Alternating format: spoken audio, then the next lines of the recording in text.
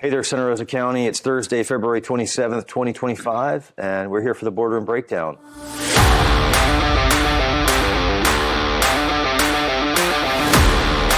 I'm Commissioner Colten Wright, representing District 5, the Gulf Breeze, Midway, and West Navarre area.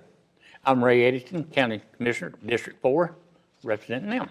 Well, Ray, we had a lot of exciting things that we did today. I think one of the fun things was the proclamation we did to save Blackwater River and Blackwater Pirates for the river cleanup of the large mullet fish kill that happened. What do you think? We did. That was a great thing for the neighbors getting together and working together.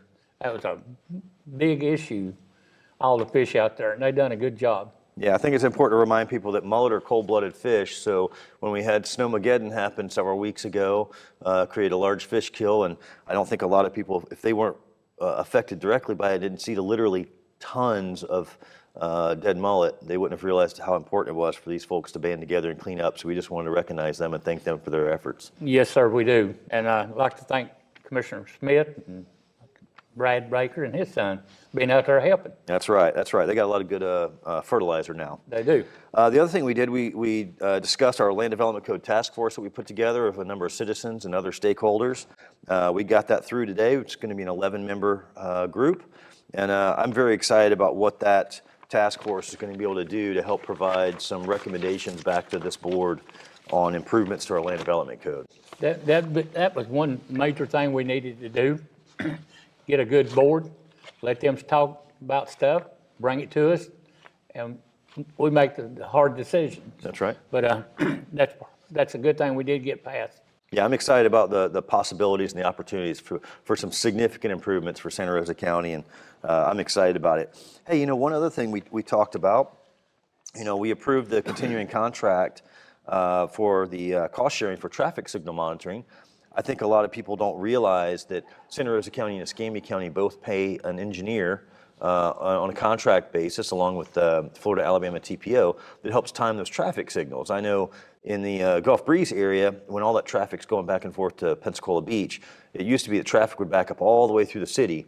And this agreement allows them to monitor those signals remotely and help flush that traffic through. Yes, sir. They do a great job. I know on our beach going across, they time them lights when they see a lot of traffic and set it up so they can get the people off the beach. Still got a lot of traffic, but they're doing a great job. In 98, you know how bad traffic is. Yep. And they have been moving it through pretty quick. It's not a perfect system, but given the tools they have, they've done a fantastic job for us. I'm glad that we re-upped that contract with DRMP. Yes, sir. Hey, one thing we start talking about, a $1 million legislative appropriation that the county received quite some time ago for all that A&P mechanic school equipment. So that's airframe and power plant mechanic school. We just passed all that and transferred that ownership over to Pensacola State College so they can get that program really kicked off and start training new aircraft mechanics. Yes, sir. They have got a lot of people involved in that right now. A lot of students, what I understand, quite a few is interested in that. That's right. It's going to be a lot of high-paying jobs and help support the mission over at Leonardo Helicopter and their mission supporting the U.S. Navy. So that's going to be a big plus. Yes. And talking to the U.S. Navy, Santa Rosa Outlying Field over there off Highway 87 in the eastern part of the county, we agreed to do a task order to do a master plan, the first phase of that, to look at preferred properties, do a possible land swap with the Navy on that. And that would allow the county to take ownership of a current Navy outlying field and use that for possibly recreation or other industrial purposes. That was a good deal right there, doing a land swap with them. Yeah, it's nice that we're moving forward on that. The Whiting Field and the Navy in general has been very supportive of that idea, and they're looking forward to it. We just approved to accept $8.8 million in Restore funds as a grant award for the Navarre Beach Wastewater Treatment Facility Effluent Relocation and Reuse Project. So I know that's exciting for Navarre Beach. Yes, they can't wait to get that off that beach. We're moving forward with it. It's been in the making for a good while. Now it's moving. And I think the people are going to be very happy with that process we're doing. We're doing a great job, they are. Yeah, and just so people know what Restore is the environmental aspect, or that that pot of money that is money that BP paid in as part of the BP oil spill. Correct. So that's not taxpayer funds. That was penalties. Yes. And we're using that to the best of our abilities to help improve the environment.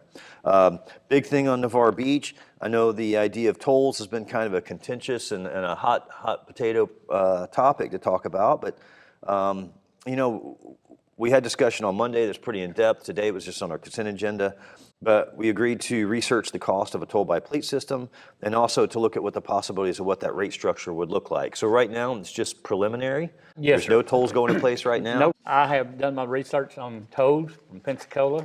I like the way they do the people that lived on the beach. That's a good price they got. I wish I lived on the beach and pay that too, but I do not live on the beach. But we need a new bridge, and the only way to pay for it is tolls and the tourists. Let the tourists pay most of it. Our bridge is built back in 1960. It's in bad shape. We are repairing it. We've spent over a total of $8 million total that's been spent.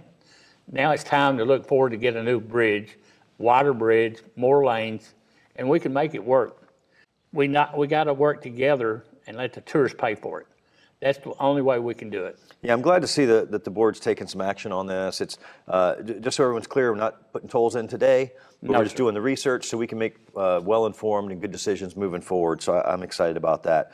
One other big thing for people in central and north part of the county, we approved a contract award of $5.2 million for Pine Blossom drainage improvements.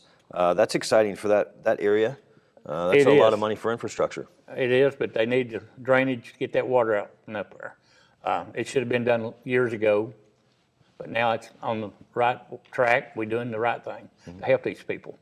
Yeah, it's exciting. I think people need to remember that, you know, the Board of County Commissioners, we all agreed that any increases in revenue, we were going to put directly back into infrastructure improvements. That's correct. So we never have enough money. There's always more projects and needs than we have a budget for, but we're doing our best to make the investments where we can. We had a pretty packed agenda, and that's just the highlights. We did it, and it was a good meeting. We all got along and moved forward. All right. I want to thank everyone for joining us for the Boardroom Breakdown. See you next time.